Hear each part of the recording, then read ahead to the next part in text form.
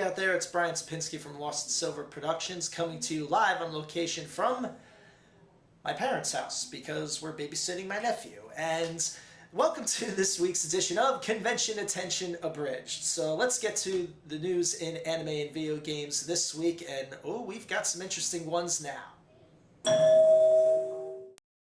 Let's get started with a couple of items that came from San Diego Comic-Con last weekend. Were you there? Wish I was. Shout Factory was there, and they announced at their Comic-Con panel on Friday that they are going to release a 30th anniversary Steelbook limited edition of Transformers the movie. Yes, 80s fans, the classic Transformers nostalgia is back once again. And they're also going to release the film on standard edition Blu-ray disc and DVD. All three editions will be slated for a September 13th release. But the big one that I'm excited about is the return of Mystery Science Theater 3000. Any of you movie geeks out there remember that classic cheesy show from Comedy Central and Sci-Fi? Now, I personally admit, I'm not a movie geek at all, really. I hardly ever go to the movies. You could ask Andrea if she ever drops in on one of these shows sometimes. But in spite of that, Mystery Science Theater was always a big love of ours, and I hope last winter you got in on the big Kickstarter campaign to bring Mystery Science Theater 3000 back to the airwaves, and did we bring it back in a big way. Those of you that don't already know, Mystery Science Theater 3000 is going to be returning for a 14-episode season 11, because technically that's what it is. We're picking up right where the number left off, coming soon at an undisclosed date. But the big question was, where is that new season going to premiere? And when the gang from Misty went to San Diego Comic-Con last weekend, they revealed the answer. They are going to be premiering soon on Netflix. Yep, that's right. And it only makes sense that the classic movie streaming service is going to be the new home for the classic movie cheese that we all love. There's gold in them Nar Hills. One Piece gold, that is. Anime Consortium Japan's Anime Now news website provided a list of 33 countries that are confirmed to be screening the brand new One Piece film Gold, which debuted in Japan last weekend and garnered an almost $11 million take at the box office. The film will be screening in Japan from now through August 5th. Other countries that will be receiving the film later on at undisclosed dates include Australia, Canada, England, France, Germany, China, Italy, Spain, and of course the United States. Be sure to check to all the latest anime news sites to find out exactly when the film is going to be premiering in your country.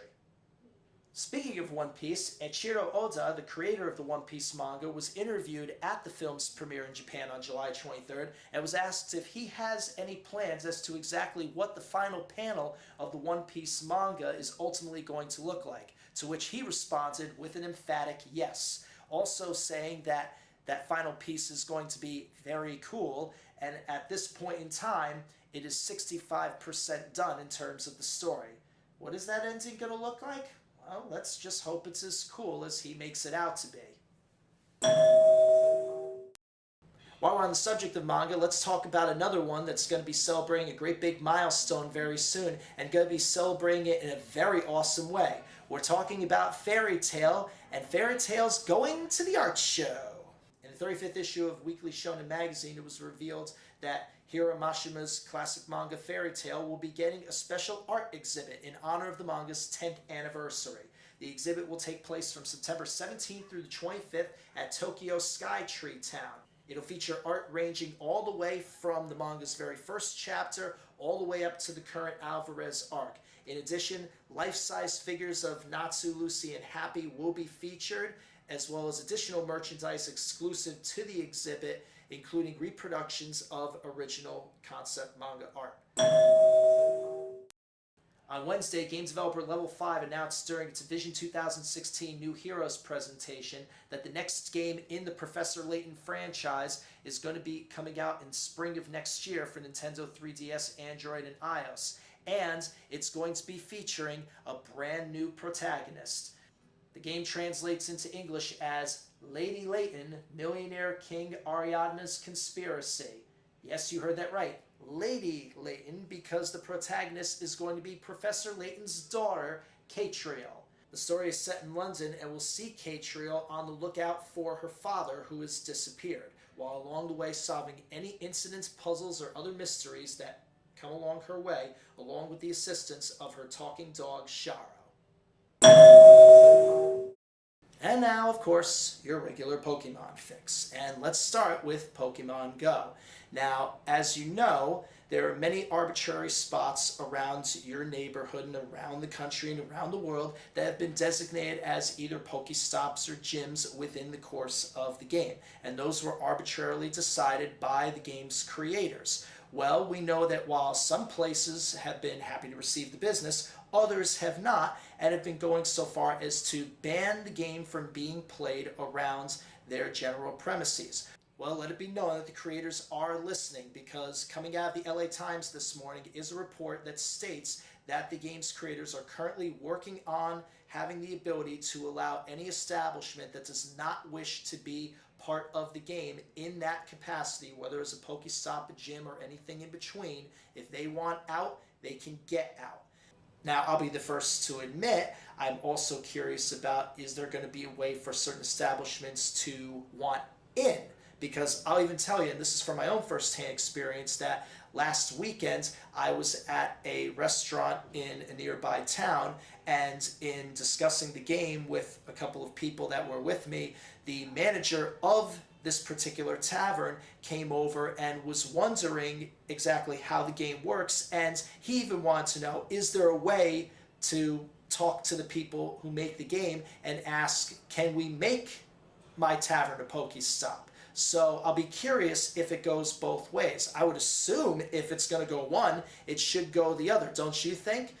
Meanwhile, over in the music worlds of Pokemon, some big items have come up regarding the original Pokemon theme song and a couple of major artists that have brought it back to the masses. The first and foremost being the original singer of the American Pokemon theme, Jason Page, who went back to the studio 18 years after originally recording it and proved that his voice has not lost an ounce of touch. But the one that really surprised me was one that I found last night. With the biggest rock bands in the history of the world, perhaps, depending on your point of view, Metallica singing the Pokemon theme at a concert? Well, I thought it was legit until my brother pointed out to me that the whole thing is a hoax. Well, it turns out that a YouTuber by the name of Golpe Bikeso, I think I'm pronouncing that correctly, decided to edit together a video to make it look like Metallica is performing the Redeemers version of the Pokemon theme song, and it's put together mighty well. The voice maneuverability, the timing of the playing of the instruments, everything looks dead on. If it wasn't for my brother telling me that this was fake, I would never have known the difference. But he knows Metallica, so he knows what they sound like, and he said that is clearly not them. And sure enough, that's when we knew it was a bust. Either way, it's still mighty impressive to look at, and could you imagine if they actually did perform it? This edition of Convention Attention Abridged is over. Hopefully you will come join us on Wednesday night, August 10th at 8 p.m. Eastern, when we'll be talking about the best memories of Otakon before it makes its historic move from Baltimore to Washington, D.C. Again, if you've got a story or memory from your travels of Otakon in the Baltimore area, please come and join us. We want to hear what you have to share with us. And of course, if you like everything you see here, please don't forget to like, share, and subscribe both here on YouTube and on Facebook at facebook.com/LostSilverProductions and on Patreon at patreon.com/LostSilver, all of which are in the links below for your chance to help contribute to our anime convention game shows and to score some cool swag. Until then, I'm Brian Sapinski from Lost Silver Productions, and we'll see you on the con floor very soon.